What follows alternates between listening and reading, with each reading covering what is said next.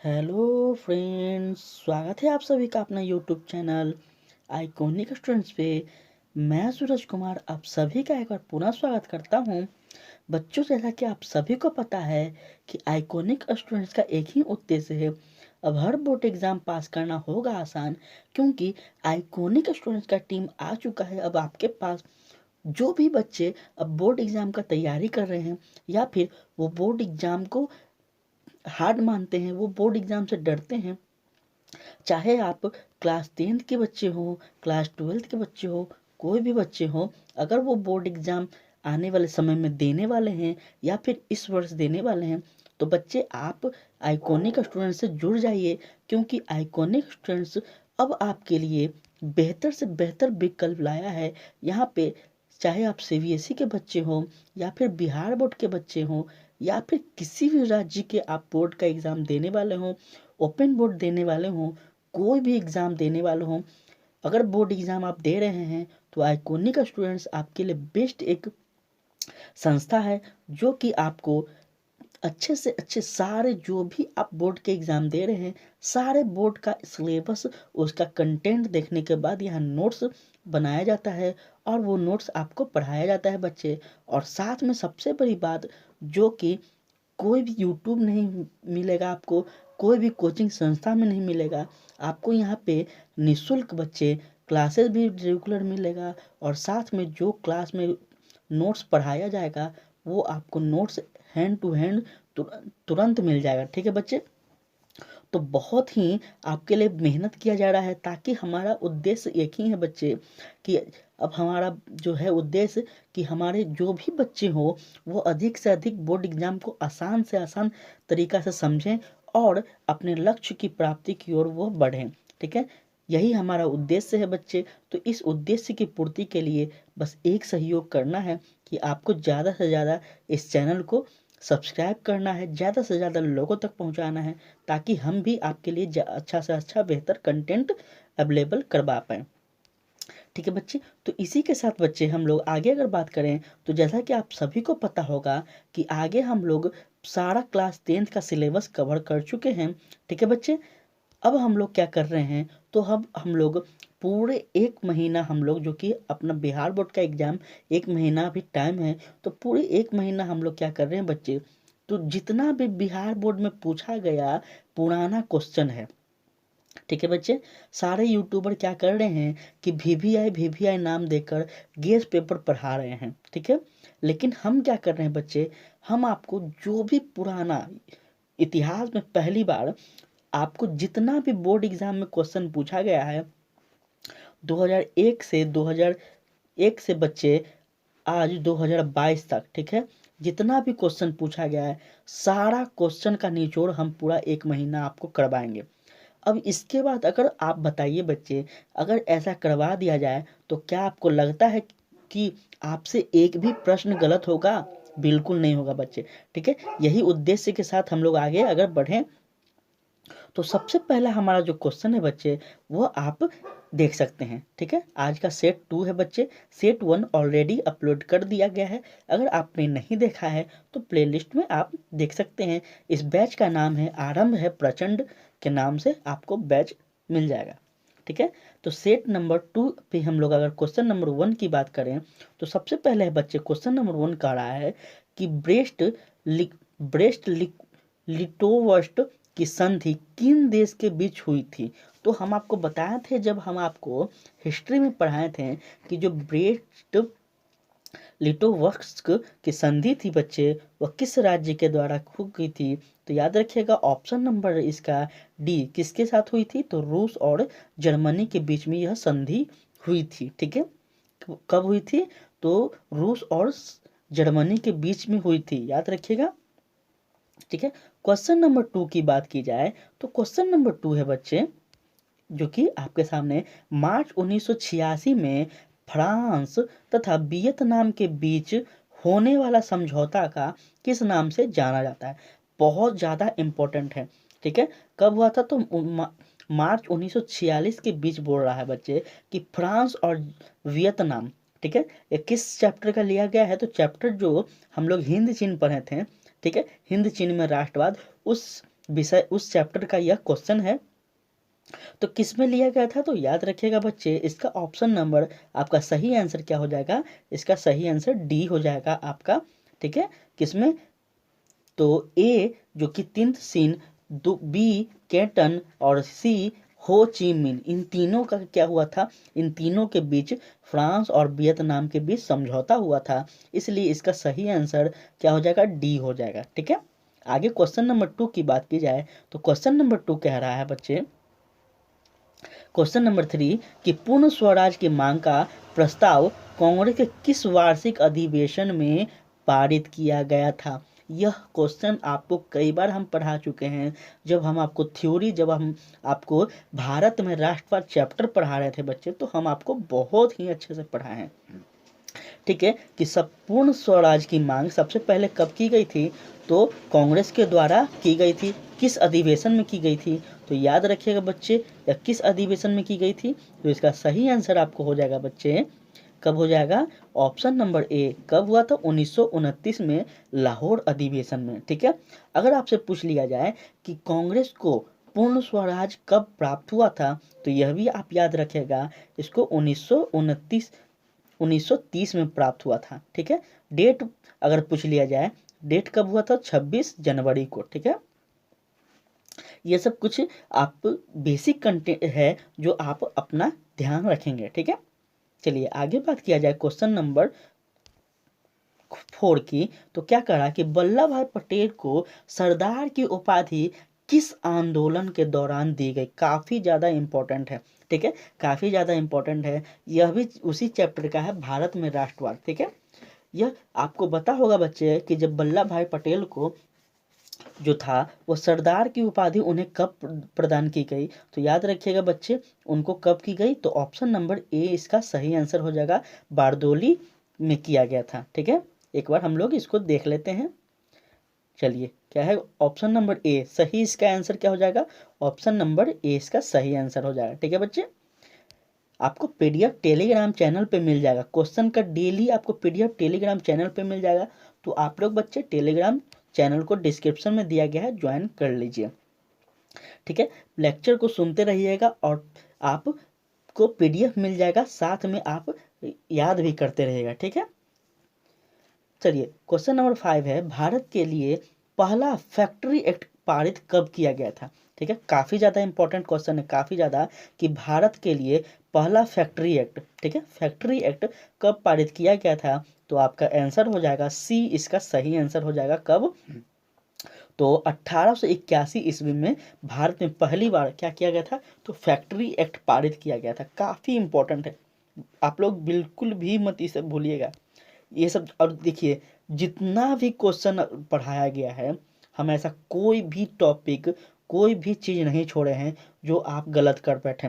अगर आप मेरा सारा वीडियो देखे होंगे, सारा लेक्चर सुने होंगे मेरा नोट्स का, तो हम 100% आपसे दावा कर सकते हैं बच्चे कि आपको ऑब्जेक्टिव का क्लास भी देखने का ज़रूरत नहीं होगा। हम पहले ही आपको बता दिए थे कि अगर हमारा नोट्स पे आप पूरा पकड़ बना लेते हैं, तो आपको कोई भी बोर्ड हो, चाहे वो यूपी बोर्ड हो, झारखंड बोर्ड हो, बिहार बोर्ड हो, या फिर सीबीएसई हो, कोई भी बोर्ड आपको हिला नहीं सकता। क्योंकि हम थ्योरी पे, हम कंटेंट पे विश्वास करते हैं। ऑब्जेक्टिव तो आते जाते हैं, ठीक है, लेकिन फिर भी हम आपके लिए सीरीज चला रहे हैं। चलिए आगे बात की जाए तो आगे है पूंजीपति वर्ग के द्वारा किस वर्ग का शोषण हुआ? तो ये काफी ज्यादा इंपॉर्टेंट है, और आपको बता दिए थे कि जो पूंजीपति वर्ग थे उनके द्वारा क्या हुआ था, उनके द्वारा श्रमिक वर्ग का क्या हो रहा था? शोषण हो रहा था। ठीक है, श्रमिक वर्ग थे, मध्य वर्ग थे, कृषक वर्ग थे। तो इसका सही आंसर क्या हो जाएगा बच्चे? इसका सही आंसर हो जाएगा मेरे ख्याल से आपको, ठीक है, ए ऑप्शन नंबर इसका सही आंसर हो जाएगा, श्रमिक वर्ग। ठीक है, यही श्रमिक वर्ग बाद में मिलकर क्या बने? तो सामाजिक वर्ग बने। ठीक है, जब हम लोग इकोनॉमिक्स पढ़े थे, समाजवादी, पूंजीवादी, ये सब पढ़े थे, तब हम आपको बताए थे। क्वेश्चन नंबर 7 है, कह रहा है कि आधुनिक युग में अर्थव्यवस्था के क्षेत्र में होने वाली सबसे बड़ी क्रांति कौन सी थी? बहुत ज़्यादा इम्पोर्टेंट है। आधुनिक युग मतलब वर्तमान समय में मॉडर्न पीरियड की बात की जा रही है कि अर्थव्यवस्था में के क्षेत्र में होने वाली सबसे बड़ी क्रांति कौन सी थी। तो वाणिज्यिक क्रांति क्या हो सकती है बच्चे, आप बताइएगा। औद्योगिक क्रांति क्या हो सकती है, या फिर साम्यवादी क्रांति हो सकती है, या फिर भौगोलिक खोज हो सकती है। तो इनमें से कौन सा सही आंसर होगा बच्चे, चलिए इसको हम लोग देखते हैं। एक मिनट थोड़ा सा बच्चे, चलिए इसका सही आंसर आपको क्या हो जाएगा बच्चे, इसका सही आंसर हो जाएगा ऑप्शन नंबर बी, इसका औद्योगिक क्रांति। ठीक है, हम लोग पढ़े थे बच्चे, जब इकोनॉमिक्स हम लोग पढ़ रहे थे तो पढ़े थे कि औद्योगिक क्रांति क्या है। तो ये किसी भी देश का कहीं ना कहीं रीढ़ है। ठीक है, किसी भी देश का अर्थव्यवस्था का ही कहीं ना कहीं रीढ़ है औद्योगिक क्रांति। ठीक है, औद्योगिक नगर। चलिए आगे अगर बात की जाए तो क्वेश्चन नंबर 8 है, भूमंडलीय की शुरुआत किस दशक में हुई थी। ठीक है, भूमंडलीय की शुरुआत किस दशक में हुई थी बच्चे। देखिए हम आपको कोई भी क्वेश्चन का एक्सप्लेन ज़्यादा क्यों नहीं कर रहे हैं, इसका एक रीज़न है। अगर जो बच्चे देख रहे हैं या फिर आगे बाद में देखेंगे तो बच्चे सोचेंगे सर बस क्वेश्चन पढ़ रहे हैं आंसर बता रहे हैं, क्योंकि जो भी हम पढ़ा रहे हैं ये सारा डिटेल में, सारा पूरा के पूरा डिटेल में हम ऑलरेडी आपको नोट्स में पढ़ा चुके हैं। इसलिए डबल दूसरा बार तीसरा बार बोलने का कोई मतलब नहीं है।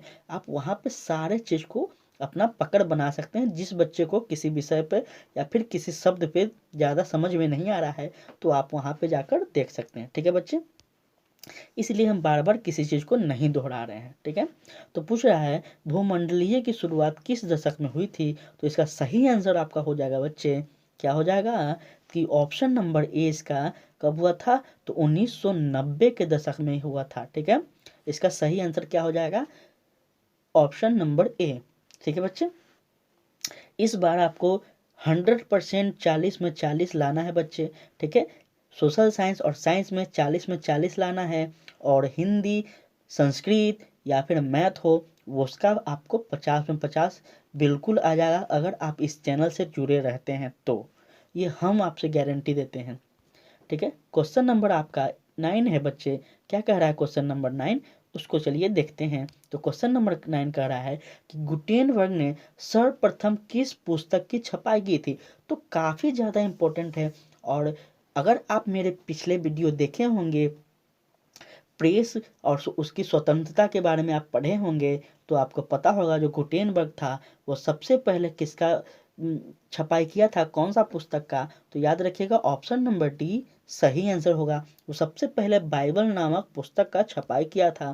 ठीक है, चलिए क्वेश्चन नंबर 10 है बच्चे, जो आपके सामने देखने को मिल सकता है। वो है क्वेश्चन नंबर 10 को देखते हैं। तो विश्व में सर्वप्रथम मुद्रण की शुरुआत कहाँ हुई थी। ठीक है, मुद्रण का मतलब क्या होता है हम आपको ऑलरेडी क्लास में बता दिए हैं कि मुद्रण का मतलब छपाई होता है। ठीक है, मुद्रण का मतलब क्या होता है बच्चे, छपाई होता है। ठीक है, तो समझते रहिएगा कि सबसे पहले विश्व में, पूरे विश्व में सबसे पहले मुद्रण की शुरुआत कहाँ हुई थी। तो कहाँ हुई थी बच्चे, क्या भारत में हुई थी, क्या जापान में हुई थी, चीन में हुई थी, अमेरिका में हुई थी। तो इसका सही आंसर कहाँ हो जाएगा बच्चे, इसका सही आंसर आपको देखने को मिलेगा ऑप्शन नंबर सी। कहाँ हुआ था बच्चे, तो चीन में सबसे पहले क्या हुआ था, मुद्रण की शुरुआत हुई थी। पूरे विश्व में, पूरे विश्व में सबसे पहले। बहुत ज़्यादा इंपॉर्टेंट है, बहुत ज़्यादा। ठीक है, आगे अगर बात की जाए क्वेश्चन नंबर 11 कह रहा है कि मेढक के प्रजनन प्रक्रिया को बाधित करने वाला रसायन कौन सा है। ठीक है, मेढक के प्रजनन प्रक्रिया को बाधित करने वाला रसायन कौन सा है।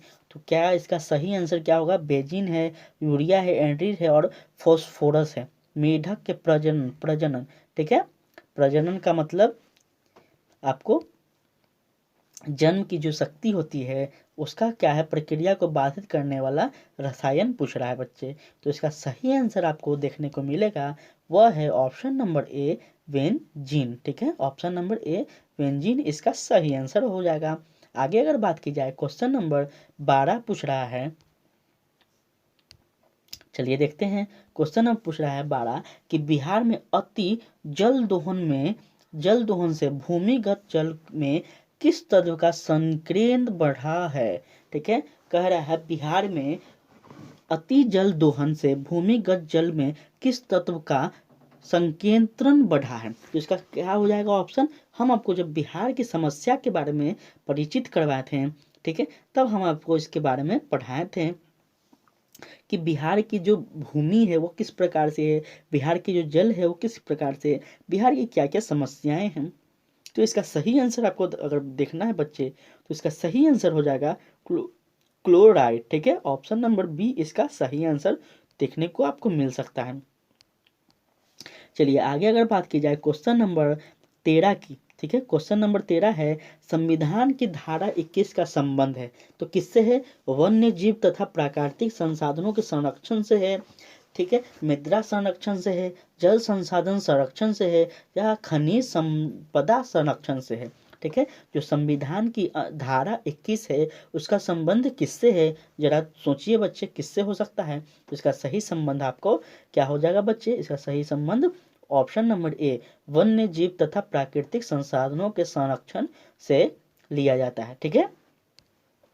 चलिए आगे अगर क्वेश्चन नंबर 14 की बात की जाए तो क्वेश्चन नंबर 14 कह रहा है कि बिहार में कितने प्रतिशत भौगोलिक क्षेत्र में क्या है वन का फैलाव है? बहुत इंपॉर्टेंट है, बहुत ज़्यादा। तो याद रखिएगा बच्चे, इसका सही आंसर हो जाएगा, थोड़ा सा 1 मिनट आप बताइएगा कि आप बिहार के बच्चे हैं, बिहार का आप एग्ज़ाम देने वाले हैं, तो आप बताइएगा कि बिहार में कितने प्रतिशत भौगोलिक क्षेत्र में क्या है वनों का फैलाव है, ठीक है।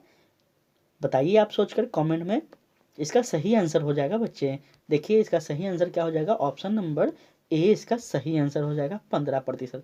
लेकिन थोड़ा सा यहाँ पे मुझे शायद लग रहा है कि 15% नहीं होना चाहिए, मुझे लग रहा है 7% होना चाहिए, लेकिन एक बार आप कमेंट में ज़रूर बताइएगा। चलिए क्वेश्चन नंबर 15 है, कह रहा है क्वेश्चन नंबर 15 कि एल्युमिनियम बनाने के लिए किस खनिज का आवश्यकता पड़ती है? तो एल्युमिनियम बनाने के लिए आपको बता दे बच्चे किस खनिज का आवश्यकता पड़ता है? तो ऑप्शन नंबर डी इसका क्या है? बॉक्साइट का क्या होता है? आवश्यकता पड़ता है। एल्युमिनियम बनाने के लिए बच्चे बॉक्साइट का क्या होता है? बॉक्साइट खनिज का आवश्यकताएं पड़ती है, ठीक है। चलिए आगे है क्वेश्चन नंबर 16, कह रहा है क्वेश्चन नंबर 16 कि भारत में किस राज्य में सौर ऊर्जा के विकास की सर्वाधिक संभावनाएं हैं?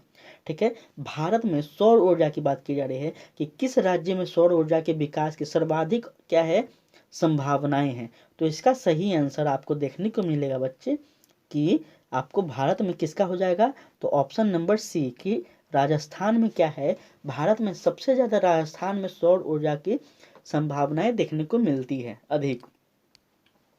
चलिए क्वेश्चन नंबर 17 कह रहा है कि निम्नलिखित में से कौन छोटे पैमाने का उद्योग नहीं है? चीनी उद्योग, कागज उद्योग, खिलौना उद्योग या फिर विद्युत उपकरण उद्योग, इसमें से कौन सा छोटा उद्योग नहीं है? तो जब हम आपको उद्योग निर्माण पढ़ाए थे ज्योग्राफी में, तो हम आपको अब बताए थे कि 3 प्रकार का होता है, बड़ा, फिर मध्य और फिर छोटा, ठीक है बच्चे। तो आप बताइए कि छोटा उद्योग कौन सा होता है? तो याद रखिएगा छोटा उद्योग कौन सा हो जाएगा? ऑप्शन नंबर सी खिलौना उद्योग क्या हो जाएगा? आपको छोटा उद्योग में श्रेणी में आ जाएंगे, ठीक है। क्वेश्चन नंबर 18 कह रहा है कि क्या कह रहा है? देश में कितने विशेष आर्थिक क्षेत्र विकसित हैं? ठीक है, देश में कितने विशेष आर्थिक क्षेत्र विकसित हैं? तो कितने आर्थिक क्षेत्र विकसित हैं बच्चे? 10 हैं, 7 हैं, 15 हैं या 5 हैं? जरा बताइए आप गेस करके कि देश में कितने विशेषकर आर्थिक क्षेत्र विकसित हैं। तो इसका सही आंसर आपको क्या मिलेगा? ऑप्शन नंबर ए क्या है? 10 क्या है देश में आर्थिक क्षेत्र विकसित है, वर्तमान की बात की जा रही है। आगे है क्वेश्चन नंबर 19 जो कह रहा है कि बिहार की सीमा में रेल मार्ग की कुल लंबाई कितनी है? काफ़ी ज़्यादा इम्पोर्टेंट है। बिहार की जो सीमा है, पूरी बिहार की जो क्षेत्रफल है, उसके जो उस क्षेत्रफल के अंतर्गत जो रेल मार्ग हैं वो कितनी है, ठीक है, कितना ज़्यादा लंबा है? तो ये काफ़ी ज़्यादा इम्पोर्टेंट है, ज़रा बताइए आप लोग। इसका जो लंबाई है बच्चे वो ऑप्शन नंबर ए इसका सही आंसर है। कितना है? 6283 किलोमीटर इसका पूरी क्या है बिहार में रेल मार्ग की लंबाई है, ठीक है। चलिए आगे बात की जाए तो आगे है आपका क्वेश्चन नंबर 20। क्या कह रहा है क्वेश्चन नंबर 20? कह रहा है तल चिन्ह की सहायता से किसी स्थान की मापी गई ऊंचाई को क्या कहा जाता है। ठीक है, तल चिन्ह मतलब जो भूमि की तल चिन्ह की सहायता से किसी स्थान के विशेष माप को क्या कहा जाता है। तो क्या स्थानीय ऊंचाई कहा जाता है, विशेष ऊंचाई, समोच्च रेखा या फिर त्रिकोणमितीय ये स्टेशन क्या कहा जाता है। हम आपको जब पढ़ाए थे तब हम आपको बताए थे इसका सही आंसर क्या हो जाएगा, ऑप्शन नंबर डी, त्रिकोणमितीय स्टेशन इसे कहा जाता है। ठीक है बच्चे, तो आपको आज 20 जो ऑब्जेक्टिव है वह पूरी करवा चुके हैं। ठीक है, ये 20 ऑब्जेक्टिव को आप लोग चाहे जो भी कीजिए रट लीजिएगा तो ज़्यादा से ज़्यादा आपके लिए फ़ायदेमंद होगा। ठीक है, क्योंकि देखिए बच्चे अब जो समय है वो आपको समझने का समय बिल्कुल भी नहीं है। हम बार बार बता दें, अब जो समय है अगर मार्क्स लाना है तो आपको अब रटना होगा। समझने का जो समय था उस समय हम खुद बोलें कि आप समझिए, आप रटिए मत, लेकिन अब रटना पड़ेगा। जब हम क्लास 10th का सेशन चलाए थे तो जब हम नोट्स पढ़ा रहे थे उस समय हम क्या बोले कि जितना भी मेरा नोट्स है अभी रटना नहीं है, समझना है। ठीक है, लेकिन अब जो है क्योंकि अब हम क्वेश्चन बैंक पढ़ा रहे हैं, आपको 10 से 15 वर्षों का सारा पूछा हुआ क्वेश्चन पढ़ा रहे हैं, तो बच्चे इसको जितना ज़्यादा आप अपने दिमाग में बैठा लेंगे, विश्वास कीजिए आपको ऑब्जेक्टिव मिलते के साथ आप सब सही से रंगना भरना शुरू कर देंगे। ठीक है बच्चे, और किस तरह से भरना है OMR शीट ये हम ऑलरेडी आपको क्लास में बता चुके हैं, तो आपको वो वीडियो देख लेना है। अब इस बार आपका जो सपना है वह पूरा बिल्कुल भी हो जाएगा। ठीक है बच्चे, तो इसी के साथ हम लोग आज इतना ही अंत करते हैं। कल हम लोग फिर से एक नए सेट में एक नए क्वेश्चन के साथ मिलेंगे। अभी तक आपने चैनल को सब्सक्राइब नहीं किया है बच्चे तो प्लीज़ बच्चे चैनल को सब्सक्राइब कर दें और बेल आइकन ज़रूर दबा दें ताकि यहाँ पे जब भी क्लासेस हो आपको सबसे पहले मिल जाए। ठीक है बच्चे, और ज़्यादा से ज़्यादा आपसे रिक्वेस्ट है बच्चे, आपसे बहुत रिक्वेस्ट करते हैं हम कि इस चैनल को अधिक से अधिक शेयर करें ताकि उन सभी बच्चों तक जो बोर्ड एग्जाम से डरते हैं या फिर किसी कारणवश वो कोचिंग क्लास नहीं जा पा रहे हैं, तो उन सभी बच्चों के लिए चैनल समर्पित है जो बोर्ड एग्जाम देने वाले हैं। ठीक है बच्चे, तो आज के लिए इतना ही। तब तक के लिए हम कल के हम चैप्टर में मिलते हैं। ठीक है, अगर किसी भी बच्चों को कोई भी समस्या है तो आप फीडबैक के तौर पर हमें कमेंट में ज़रूर बताएं। ठीक है, अब आपका कमेंट का हमें इंतज़ार रहेगा। ठीक है, तब तक के लिए जय हिंद जय भारत।